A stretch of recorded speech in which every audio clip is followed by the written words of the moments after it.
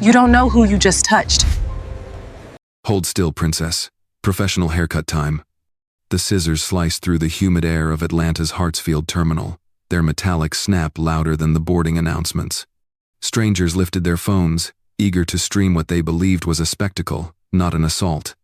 A young black CEO sat pinned to an airport gate chair, her cream blazer immaculate, her natural hair once a proud halo of tight curls now falling in clumps to the floor.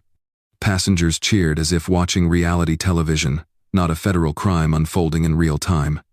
Naomi Ellison's eyes, bright and steady, scanned the crowd without flinching.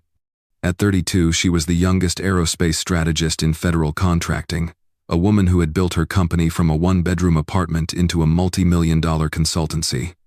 But here, in front of Gate B7, none of that mattered.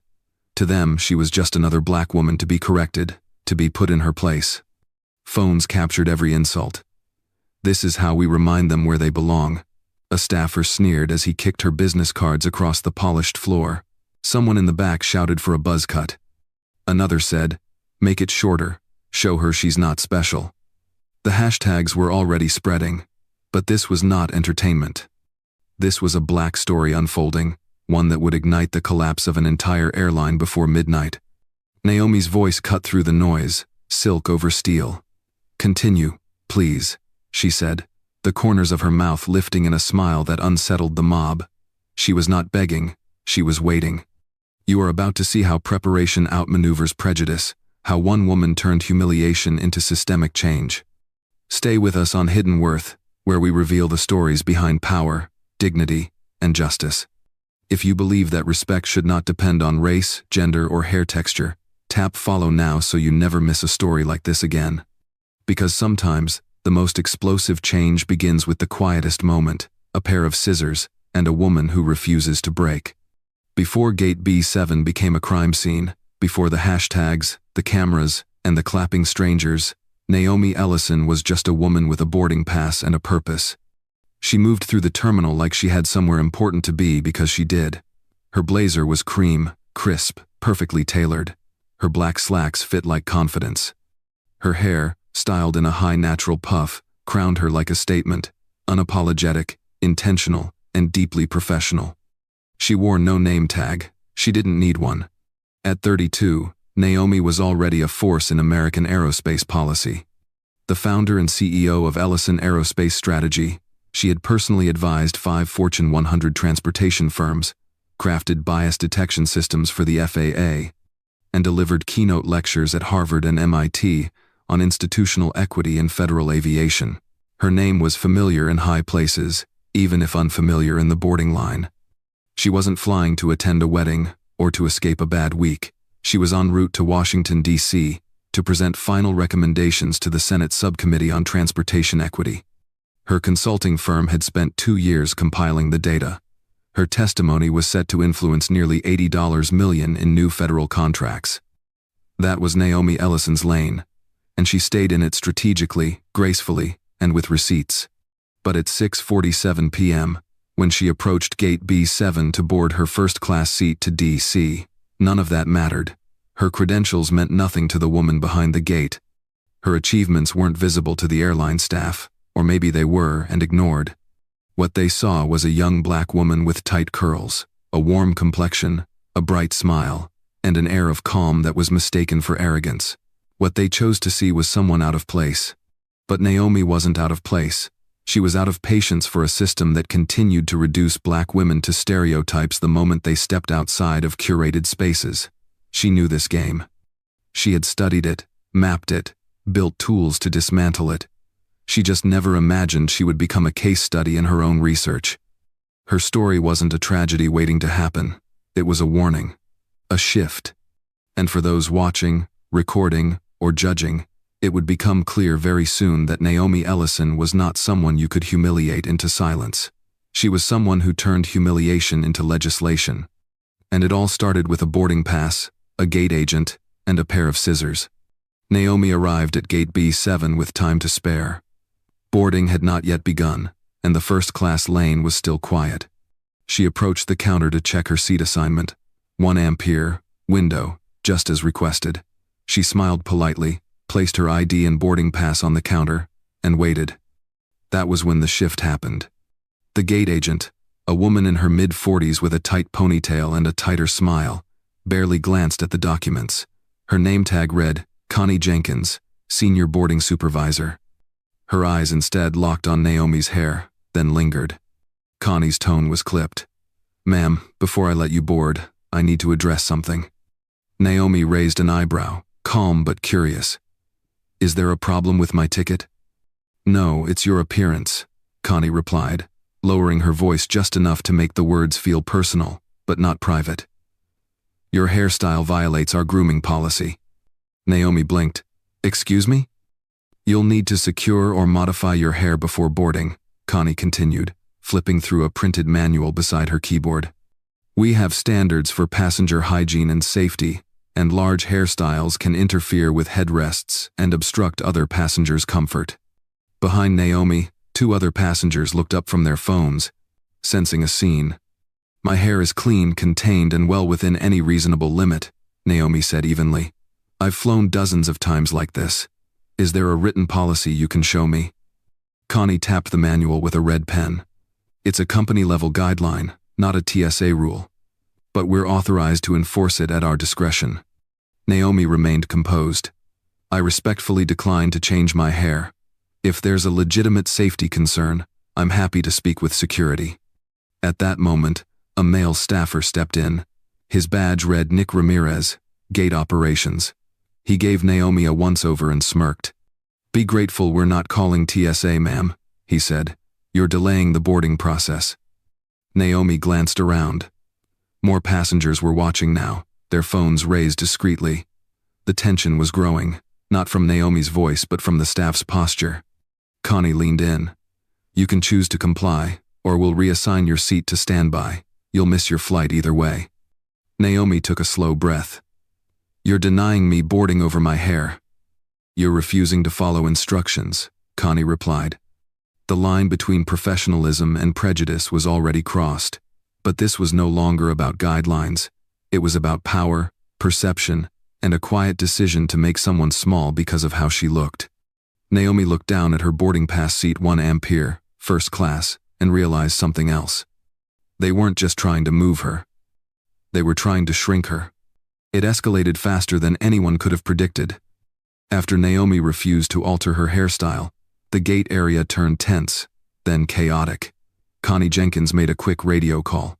Within minutes, Nick Ramirez returned not alone, but with a small, portable sanitation kit and a second female employee holding a pair of grooming scissors. "This is a courtesy measure," Connie announced, raising her voice to the gathered crowd. "We're offering to help the passenger comply so she doesn't miss her flight." Naomi remained seated, her hands resting on her lap, her back straight. She looked at the scissors, then at the woman holding them. "I didn't ask for help," she said calmly, "and I don't consent to this." Nick smirked. "No one's asking for your permission anymore, sweetheart." Someone in the crowd let out a laugh. Another lifted a phone and began recording. And just like that, what should have been a quiet boarding process turned into a spectacle. As the scissors approached her head, Naomi closed her eyes for a moment, not out of fear, but to center herself. She knew what was happening was wrong, but she also knew what was about to happen would be seen. Connie stepped closer, her gloved hands lifting a section of Naomi's curls. "Let's make this quick," she muttered. Then, with a sharp snip, a thick coil of Naomi's hair fell to the floor. Gasps rippled through the crowd, but the phones kept recording. Dozens of passengers were watching now, live streaming, snapping photos, uploading hashtags without even knowing Naomi's name. The words echoed like slaps. "Fix that mess." "Entitled much?" She brought this on herself. Nick chimed in with mock commentary. "This is how we keep first class looking first class." Within minutes, the clips had gone viral. TikTok videos were racking up views by the second. Instagram Reels, Facebook Lives, even a few YouTube Shorts, all capturing the same scene. A poised black woman in a cream blazer being publicly shamed and sheared at a gate marked with her seat number 1 Ampere. Naomi didn't speak. She didn't cry. She didn't flinch. But she was listening, and she was calculating. The blades continued. Snip, Drop. Laughter. Snip. Comments. It was no longer about hair. It was about humiliation disguised as enforcement. And even as her curls pooled like shadows around her shoes, Naomi knew something the crowd didn't. She wasn't the one losing power in that moment. They were. The final lock of hair slipped from Naomi's shoulder to the floor, and with it, the last illusion of dignity the airline staff thought they had stripped away. But Naomi wasn't broken. She wasn't panicked. She wasn't even surprised. Instead, she reached calmly into the front pocket of her blazer and pulled out her phone. The screen was still lit. Notifications were pouring in: missed calls, text messages, alerts from encrypted government apps only accessible to federal contractors with level 7 clearance. She scrolled past them without hesitation and tapped a single contact. Executive command, no name, just those 2 words. She lifted the phone, placed it to her ear, and waited exactly 3 seconds. Then she spoke. Ellison, activate Protocol Omega, clearance code Alpha 6. She hung up. No one around her understood what had just happened. The crowd, still buzzing from the show, leaned in to see if she was calling a lawyer, a boyfriend, maybe her mom. Some thought she was trying to save face. But she wasn't asking for help. She was initiating a sequence. Exactly 42 seconds later, things started to shift. The boarding gate lights flickered. The screens displaying flight statuses froze. One by one, cell phones around the gate area began to lag, then display a federal warning. Live streams cut off mid-laugh, recording apps froze, social media feeds began redirecting to error messages. Federal Oversight Protocol active, evidence preservation mode. The laughter stopped. Connie looked up from her scissors, confused. Nick stared at his phone as it powered off by itself. A few passengers tried switching devices, but each one returned the same result: shut down, override, locked out. Then came the overhead announcement, not from the airline, but from the airport authority itself. Attention passengers in Terminal C, code Omega protocol is now in effect. All gate operations suspended pending federal review. Do not interfere with active investigation measures. Silence. Naomi sat still, brushing hair off her blazer sleeve like dust from a desk. She didn't yell, she didn't threaten, she didn't need to. She had simply made one call to the right person. That's what power looks like when it's real. It doesn't raise its voice. It rewrites the rules in real time. And the staff who had treated Naomi like an inconvenience were about to learn what happens when you mistake grace for weakness and silence for surrender. The silence that followed the protocol activation was not just quiet, it was heavy. Passengers looked around, unsure of what they had just witnessed. What had started as entertainment now felt like a mistake. A few slowly backed away from the gate. Others clutched their phones, watching them go dark one by one. The light-hearted chaos had curdled into confusion, and confusion was starting to sour into fear. Naomi stood up. The gesture was simple, but it had weight. She bent down without a word, picking up her leather laptop sleeve from where it had been kicked under a row of chairs. She straightened, opened the case, and placed her silver laptop on the gate counter with the calm precision of someone who had done this before, just not in front of an audience. The screen lit up instantly. No password needed. A federal seal appeared in the top right corner, followed by real-time analytics, live security feeds, and a dashboard labeled Contractor Oversight System, Department of Transportation. Connie Jenkins blinked hard. Nick Ramirez leaned in, squinting like he was trying to make sense of a foreign language. Naomi didn't speak to them. She let the silence stretch, then pulled out a slim black wallet from her inner blazer pocket and placed a government ID next to the laptop for everyone to see. Naomi Ellison, Federal Aviation Strategic Consultant, Level 7 clearance. The gate agent said nothing, but their expressions said everything. Naomi looked up, eyes steady. "You asked me to follow policy," she said evenly, "so I followed protocol." The irony was sharp. Naomi wasn't just a government contractor.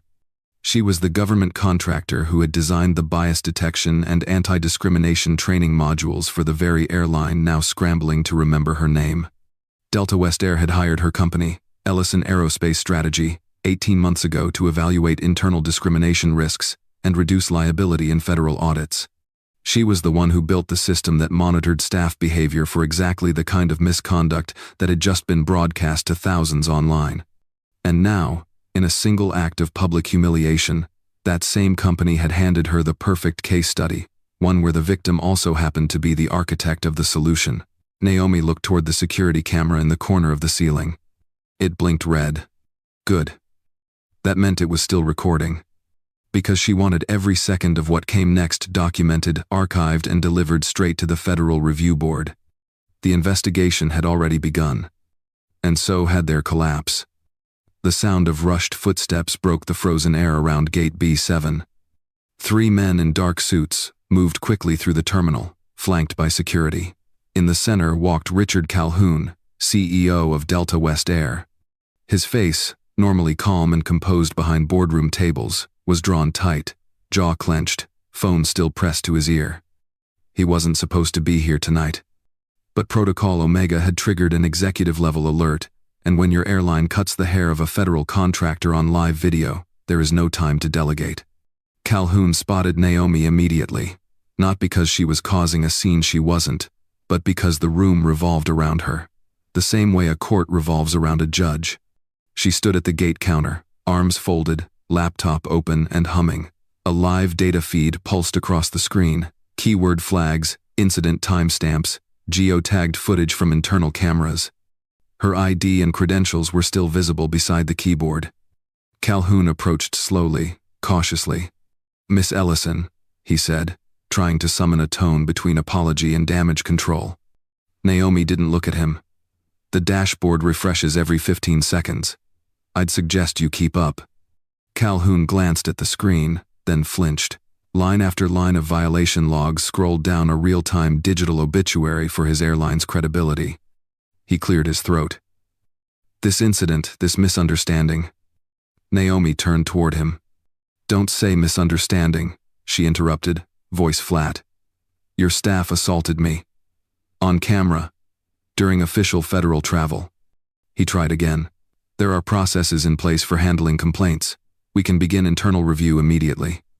Naomi shut the laptop gently. "This isn't internal anymore," she said. "This is federal." Behind her, 2 TSA agents stiffened at her words. They had seen the ID. They knew what Level 7 clearance meant. It didn't just unlock restricted areas, it activated oversight. Calhoun's face paled. Naomi leaned closer, just enough for him to hear. "You don't even know what you lost yet." Then she stood up straighter and spoke louder, to everyone still listening. "I am the primary consultant on your pending federal bias audit. My signature is on the compliance reports for your next 3 quarters. My company holds the contract that keeps you eligible for government subsidies. And your team just gave me live, time-stamped evidence that systemic discrimination is not only present in your organization, it's proudly enforced." Richard Calhoun looked around the gate. His employees were nowhere to be seen.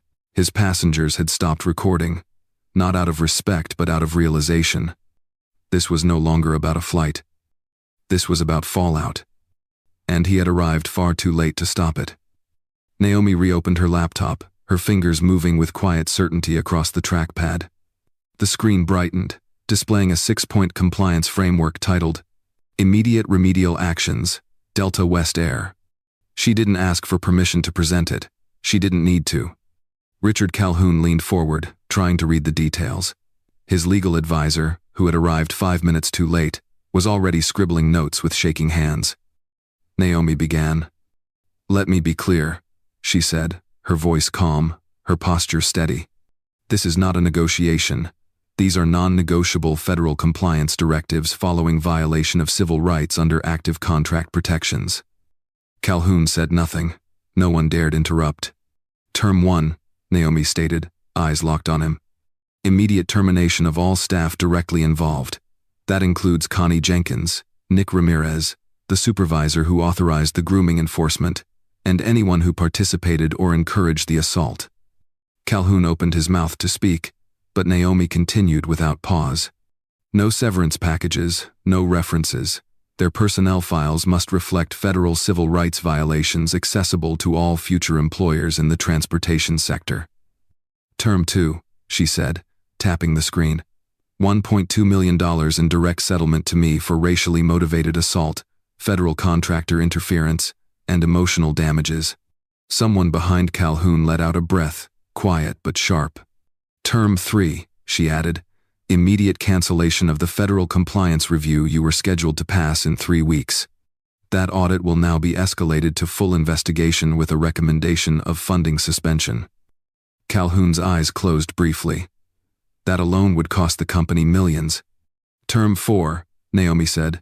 Mandatory installation of the Ellison bias detection protocol across all gate operations within 60 days. System-wide. With quarterly reporting to the Department of Transportation for no less than 36 months. Calhoun's voice was hoarse when he finally spoke. That system, your system, is proprietary. Naomi nodded. And now it's the cost of your survival. Term 5, she continued, a formal public apology. Within 12 hours, your office must release a statement acknowledging that hair-based discrimination is a civil rights violation. You must commit to eliminating grooming bias across all Delta West Air operations. Silence. Then came the final blow. Term 6, she said, the creation of a leadership development pipeline for Black women in aviation, funded by your company, managed by mine, with measurable benchmarks and mandatory external audits. Calhoun looked stunned. Naomi leaned in, delivering the final sentence like a closing argument. Or I escalate this through federal channels, triggering full review of every discrimination complaint your airline has mishandled in the last 10 years. She folded her hands. Choose. By the time Naomi finished laying out her terms, it was no longer just a confrontation at Gate B7. It had become a full-scale corporate emergency. Inside Delta West Air's executive offices on the 14th floor of their Atlanta headquarters, the first alert came through at 7:56 p.m. The live feed from their internal risk dashboard lit up red, multiple contract flags triggered, investor alerts activated, and real-time keyword spikes across social media. Naomi Ellison, grooming assault. Federal contractor, Delta West Air. By 8:03 p.m., the news had hit financial networks. A breaking segment on CNBC read, Aviation CEO allegedly assaulted over hair at boarding gate, Delta West Air under federal review. Trading algorithms began reacting instantly. Delta West Air's stock, which had closed the day at a stable $47.82, dropped 5% in the first 10 minutes of after-hours trading. At 8:10 p.m., a Reuters bulletin confirmed the victim was a federal contractor with Level 7 clearance. That was all it took. Investors didn't wait for the board's response. They sold. Within 20 minutes, Delta West Air's market value had dropped by nearly $730 million. Their stock plunged past $37, wiping out gains from the past fiscal quarter. Financial analysts on Bloomberg started calculating the ripple effect, not just in PR damage, but in lost access to federal routes, canceled subsidies, and potential class action lawsuits from other marginalized employees. Shareholders demanded an emergency call with the board. Law firms started publishing open class action invitations online, targeting victims of racial discrimination or grooming bias within the airline's past employee history. Customers flooded the company's support lines, demanding refunds, canceling memberships, and deleting loyalty accounts. The trending hashtags told the story better than any memo could.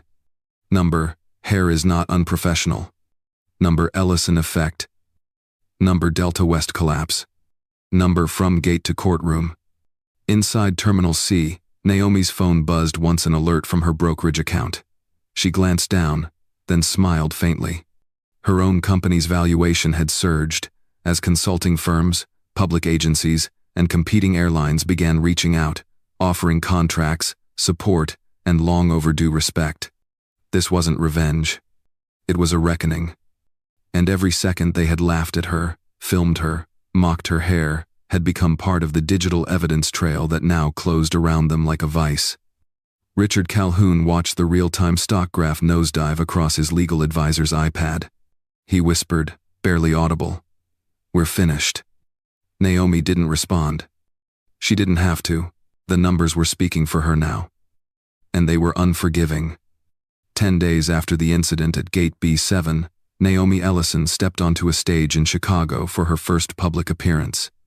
She wasn't there to retaliate. She was there to redirect the conversation. The room was packed: industry leaders, students, federal officials, media, and everyday travelers who had followed her story with both outrage and admiration. The auditorium lights dimmed as she walked out, dressed in a navy blue suit, her natural curls now grown into a soft halo that caught the spotlight like a crown. No fanfare, no music, just the quiet focus of people ready to listen. Naomi stood behind the podium, took a breath, and began. When they cut my hair, they thought they were cutting away my dignity. What they didn't understand is dignity isn't rooted in appearance, it's rooted in identity. And identity can't be trimmed to fit someone else's comfort. There was no anger in her tone, just clarity. Her voice carried across the room like it had weight, not just from what she had lived, but from what she had built. She spoke about systems, policy gaps, and how moments of bias, if left unchecked, evolve into normalized discrimination. She spoke not as a victim but as a builder of solutions. Her talk, later titled The Crown Protocol, Redefining Professionalism in Public Spaces, went viral within hours. Clips from her speech flooded TikTok, LinkedIn, and every corner of the internet where people were hungry for more than just outrage. They were hungry for structure, for meaning, for next steps. On the Today Show, the host introduced her as the woman who grounded an airline and lifted a movement. On the cover of Time magazine, she stood with her arms folded, gaze forward, beneath the headline, "Dignity has no dress code." School districts began requesting copies of her speech for inclusion in classroom discussions. Airlines started re-evaluating grooming policies, some even reaching out to Ellison Aerospace Strategy to implement anti-bias training. For the first time in years, Black girls across the country were walking into classrooms, workplaces, and airports, with their natural curls held high not as resistance, but as recognition of their place in every space. Naomi had not just responded to discrimination. She had reframed the conversation. She had reminded the country that dignity is not something granted, it's something owned. And when it's violated, the answer isn't just protest. It's power with purpose. And that's exactly what Naomi carried everywhere she went. What started at Gate B7 didn't stop at one airline. Within 2 weeks of Naomi's public address, the federal government issued an official review of grooming policies across all U.S.-based commercial carriers. The Department of Transportation released a statement declaring that hair-based discrimination constitutes a form of cultural and racial bias with measurable economic and emotional harm. This wasn't just corporate damage control. It was national correction. Airlines that had once quietly enforced appearance standards without oversight found themselves re-examining decades-old policies. Several carriers, including Skygate, Liberty Air, and East-West Lines, preemptively suspended all grooming-related enforcement pending further legal clarification. One by one, they began to fall in line not out of fear, but from recognition. Naomi's incident had shifted the spotlight. Suddenly, executives were no longer looking at passenger dress codes. They were looking inward at hiring practices, training gaps, and the subtle ways discrimination had been embedded into their customer experience models. The FAA rolled out a new federal guideline under the name the Ellison Amendment, formally prohibiting grooming-based enforcement unless tied to verified safety protocols. The amendment required all airline employees in customer-facing roles to undergo cultural competency training, with a specific module titled Natural as Professional, Respecting Identity in Public Service. Naomi's consulting firm, Ellison Aerospace Strategy, became the primary vendor contracted to develop and deliver that training. Airports began adapting. Posters with the slogan, "Dignity Flies With Us," appeared in jet bridges and boarding areas nationwide. Internal whistleblower portals were upgraded. Anonymous reporting apps saw a 400% increase in usage, not out of panic, but empowerment. Travelers noticed the change. For the first time, Black passengers with afros, locks, braids, or twists moved through security checkpoints and boarding zones without side glances or silent judgment. They weren't exceptions. They were part of the standard. Pilots and flight attendants began coming forward with stories of past bias. One Latina first officer admitted she had straightened her hair for 10 years just to fit the uniform. Now, She wore her curls with pride because the rules had changed. Because someone refused to shrink. Universities across the country began teaching the Naomi Ellison case in ethics, public policy, and business leadership courses. Law schools examined it as a precedent-setting example of individual action, catalyzing federal reform. In 1 year, airline discrimination complaints dropped 41%. Passenger satisfaction among women of color rose 26%. Naomi hadn't just challenged the system. She had redesigned it. With her words, with her work, and with the power of not backing down. Courage doesn't always roar. Sometimes, it's quiet. It sits still. It makes one phone call while the world is laughing. It waits, not because it's weak, but because it's calculating. Naomi Ellison taught us that. She didn't throw punches. She didn't scream. She didn't try to match hate with heat. She didn't beg to be seen, or plead to be heard. She simply stood up and let the truth speak louder than her anger ever could. That is the power of strategic dignity. The world tells black women to fight harder, smile smaller, shrink more.